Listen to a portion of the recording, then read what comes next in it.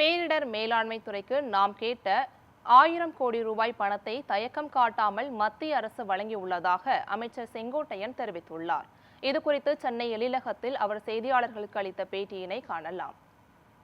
நம்முடைய தமிழக முதல்வர் நினைக்கின்ற மக்களுக்கு எப்படி விரைந்து அந்த பணிகளை மேற்கொள்ள வேண்டும், மக்கள் என்ன எண்ணங்களோடு நமக்கு வாக்களித்திருக்கிறார்கள், அந்த மக்களுக்கு நாம் எப்படி செயல்படுத்த வேண்டும், எளிமையான முறையில் அந்த மக்களுக்கு எப்படி கிடைக்க வேண்டும் என்ற முறையில் அந்த பணிகளை மேற்கொள்வதற்காகத்தான் இன்றைக்கு ஆய்வுப் பணிகள் துவங்கி இருக்கிறது.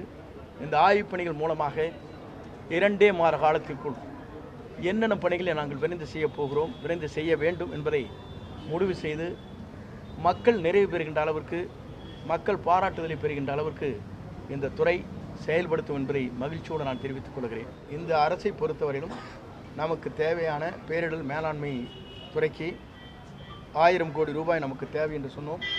அந்த நிதியை மத்திய அரசு வழங்கி இருக்கிறது. அதில் எந்த தயக்கம் காட்டுவதில்லை.